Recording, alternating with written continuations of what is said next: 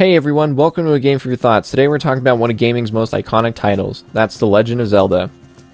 The Legend of Zelda is a game that needs no introduction. From its release on February 21st, 1986, the game has become a major part of gaming history. The game started as something simple, but now has become one of the most successful gaming series of all time, spanning several sequels and millions of games sold. Looking at the game's current state, it stands as a legend among gaming and continues to push the limit of what the current generation demands. Its setting and characters are icons, and everyone knows who this is. Kind of.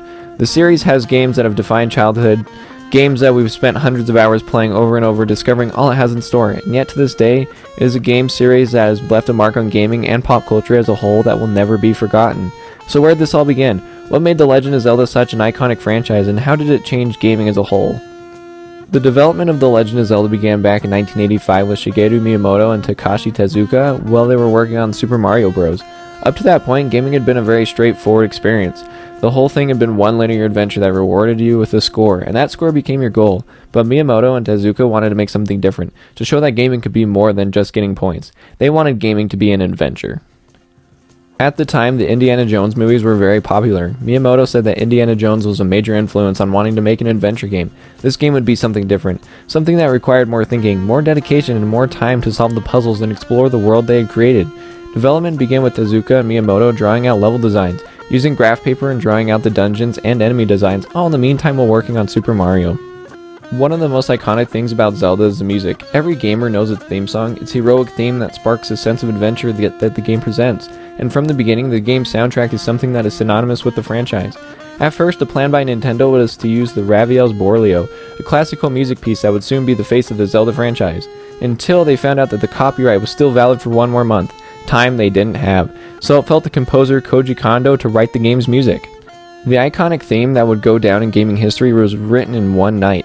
The music did a fantastic job of setting the tone, and this continues throughout the game as you explore new areas and the music changes based on the setting. Dungeons had a spooky theme that held a sense of determination to keep going no matter how desperate the situation was. The overworld had a theme of pure exploration. It kept you excited to explore each new screen, to find the secrets that lay hidden throughout the world. The music had helped bring the game's theme of adventure to life. The characters of Zelda are very well known among the fanbase, the main three being Ganon, Link, and Zelda. Link, being the hero of the adventure, served as more than a character for you to play as. The character of Link served as a link between the player and the game. Miyamoto said he wanted the player to put themselves in the place of Link, leading to the story you've all heard of Miyamoto coming up with the idea of the game from his childhood explorations in Kyoto. He wanted the player to experience that sense of adventure and exploration, something that we could all relate to, and to do so he wanted a blank character, an avatar of sorts. This time we were the adventurer. We weren't playing as a character, the character served as a medium for the player in the game to meet.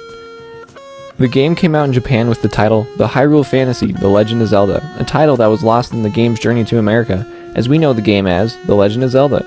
The Hyrule Fantasy had served to be what was intended as a franchise name, but became lost with time as no other game holds the title. In February 1986, the game was released along with the Famicom in Japan. Nintendo was nervous that the game would prove too challenging for players. The game wasn't a straightforward experience. The game served to be a stepping stone of gaming toward non-linear gameplay, but instantly the game was met with tremendous success, selling over 6.5 million copies. What started as a simple project became one of Nintendo's most successful franchises. Miyamoto and Tezuka had created one of the greatest games of all time. Now, nearly 35 years later, the game still stands as a triumph in the gaming industry.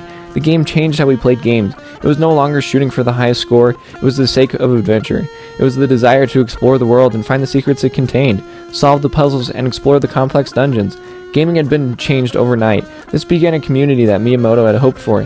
They intentionally made the game difficult for the desire that gamers would come together to talk about their experiences, share the secrets they'd found, and build a community around the experience as a whole. Gaming had been a competition for the fight for the best score, to see who could jump over the most barrels in Donkey Kong, or smash the most Goombas and collect the most coins. But now it was about cooperation, and become a quest of working together to complete the adventure that Miyamoto and Tezuka had conceived. The game was very difficult. It wasn't an easy experience, but it still grabbed players and got them into the world. You were invested in the quest and wanted to see it to the end. And this is what made Zelda stand out. It was nothing gaming had seen to this point. Zelda had instantly put its mark on the gaming industry, one that is still seen to this day. Looking at the original Legend of Zelda, you see a top-down 8-bit adventure that is sprawling and difficult, but from there, the franchise has only grown. Even the change from The Legend of Zelda to Link's Adventure was a huge step. From there, the games have changed the way they're presented, some games taking different art styles like Wind Waker with its cartoony style, or The Twilight Princess with its realistic and dark themes. Different mechanics are introduced that change the way how we explore. New console generations have come and gone, but The Legend of Zelda is always there with something different. The ideas didn't always stick, but they at least tried something different. With each game trying something different, certain titles have stepped back to its root to let players never forget where it all began. With so much variety in a single series, they still have something all in common.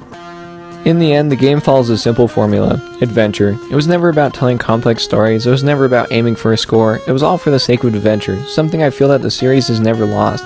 It has changed and evolved, but the roots and inspiration of the game has always stayed the same. A game for adventure's sake, to explore a world and find its secrets. While fundamentally the gameplay has changed from title to title, the thing that made the original so amazing is its sense of adventure, the sense of being placed into a world and having to explore it and find what secrets lie within it. The original title changed gaming as a whole, and I think it's left a mark that no other game can replace. Thousands of games have been inspired and evolved thanks to The Legend of Zelda. Gaming would not be the same if The Legend of Zelda did not exist, and it was all thanks to the pure passion and love for adventure that Miyamoto and Tezuka wanted the player to experience. The Legend of Zelda is a series that has been a major part of my life. I love the series and what it's done for gaming. I have so many fond memories of playing those games, and it all began with this game.